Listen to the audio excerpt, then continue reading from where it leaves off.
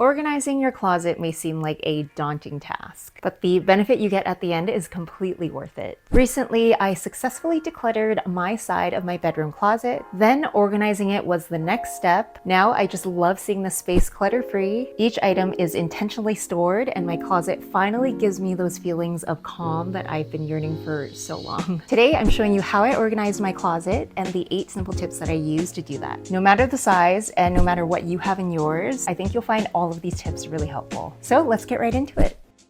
Tip number 1, complete a wardrobe declutter. If you're new to my channel, hi, I'm Sharon. I chat about all things intentional life and style. And well, I'm pretty darn proud of my clutter-free closet. This is my number 1 tip when looking to organize the space, because by completing a declutter, you can start with a clean slate full of existing items you love and get a good idea of how you want to utilize the space and continue to fill it. My last video showcased the steps I took to complete this, where I came up with 3 different piles: what I love and what I want to keep, what I'm storing away as these don't work for my current season of life, and what I'm getting rid of since these items no longer fit, are no longer comfortable, or just don't suit my taste anymore. Doing a declutter will also help you have a good idea of what works best in your space, like taking measurements for potential storage solutions. And feel free to do a deep clean, because who doesn't love a squeaky clean space? Tip number 2, find space for your storaways. While completing your declutter, or over the course of a few or several months, you may have a pile of items that you're not wearing, not because you don't love them, but because they don't work for your current season of life. These pieces really don't need to be taking up precious space in your closet. After my declutter, I had a bit more storaways than expected, so rather than just using a medium-sized bin, I also used this larger bin that was tucked away in our basement. Some existing items stored in there were ones I still wanted to keep, while others went into my no pile. It also contained some of my husband's old clothes.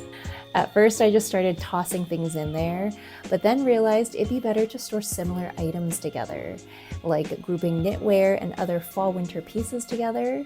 And then there were the items that are a little bit more seasonless, but don't work for my current pregnant body, so those were also grouped together. This way, items are easier to access when I need them later on. So bins work really well here. Take advantage of under the bed storage, or maybe even put it in a different room to store these items for next time. Tip number 3, create consistency in your hangers. For a cleaner aesthetic, stick to all the same or similar hangers. Though for me, mismatched hangers aren't really a deal breaker, as long as they create consistency based on the size and type of your clothing. When it comes to fitted or classic fit wardrobe items, mine run on more of the petite end, so I found petite size hangers, ones that are about 15 inches in length, as the best when it comes to hanging tops that I don't want being stretched out. As you can see here, they are a few inches shorter. Then I have these velvet ones at a standard length that I use for relaxed and oversized tops, jackets, and sleeveless pieces that I don't have to worry about getting stretched out. Lastly, these pant hangers are a new addition, and I love that it helps me make use of the vertical length of my closet. Tip number 4, store and hang similar items together.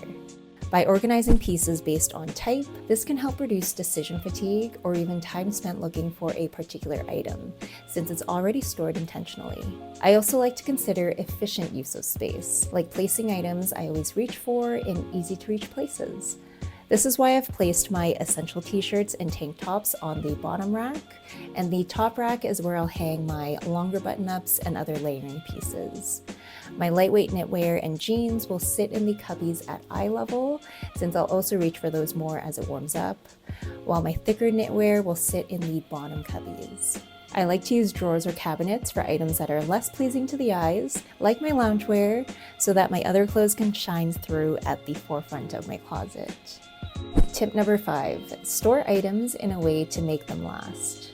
This tip is directed towards the fabric composition of your pieces and considering the best way to store them because of this. For example, most of my knitwear are made of natural fibers, and these tend to stretch in unwanted ways if they're placed on a hanger, especially fabrics like cashmere and wool. So to prolong these pieces, I always fold and store them in these cubbies in my closet to ensure they last much longer. On the other hand, avoid folding certain items that can easily wrinkle, so fabrics like linen and some cotton pieces. As well, for miscellaneous pieces that you plan to store in bins, consider ones with a lid so that over time, dust doesn't accumulate on the clothes themselves. Tip number 6, make use of vertical storage. This is especially useful for smaller closets that have room vertically. Common examples include stackable bins, an additional rod, or cascading hangers as good options to utilize vertical space. I'm so grateful to have an abundance of horizontal space and built-ins, but one way that I still like to do this is to use a hanging bag organizer. So I've had these for years and I'm just now removing bags I don't want anymore and using it to store some loved bags from my current collection. Some didn't fit in the storage solution, unfortunately, but I was able to use the remaining shelving and cubbies in my closet to store these bags. I also grabbed these small stackable boxes to utilize space from the ground up. Another reason to consider boxes with lids. In these boxes, I'm storing miscellaneous items that sat in these small open bins, things like accessories, including strapless bras and adhesives, and a few random occasion socks. In another box, I've placed my golf attire, and in a third box, yes, this is where I discovered there were these bottom pieces to maintain the box's structure, a few yoga towels, period underwear that I don't need right now, and a few random garment bags. I made sure to do my measurements, so I knew these boxes would fit perfectly in this under area. And since I had an extra box, I stored my shorts and other summer pieces that I hope to wear later this year. Lastly, I like to store my belts vertically using this simple hook. It is so easy to use and it sits perfectly on the rod. Tip number 7, make use of organized drawers. If your space has room for drawers, this is another really great way to properly store wardrobe pieces. For further organization, I especially love these drawer dividers since they're so usable and can easily be adjusted. This organization piece of my closet was very long overdue. I cleared 2 drawers full of socks, undergarments, undershirts, and pajamas, and then started playing with my drawer dividers. In the top drawer, I stored my frequently reached for items to increase overall efficiency. And then the second drawer housed everything else that took up more space, like undershirts, PJs, I just love these sets from Her Nest Project, and other bras and miscellaneous items. The dividers definitely contributed to better organization here. And the last tip is to adopt intentional spending habits. Creating an organized wardrobe using all these tips and systems is great and all, but it won't be maintained if there's no intention in what you continue to bring into it. Much like most of my other outfit and wardrobe videos, I always advocate for conscious consumerism and adopting intentional spending habits. This may look like unsubscribing from those sales emails so you can curb temptations to buy. Recently, I unsubscribed from everything since I'm doing a low buy year, so even though I'm pretty behind on all the latest and greatest things, I can be fully intentional when I'm in a place to buy something for my wardrobe.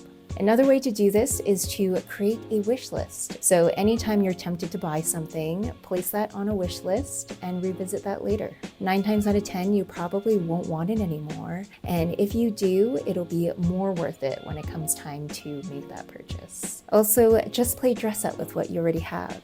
Get creative. You might actually surprise yourself with the outfit combinations that you come up with.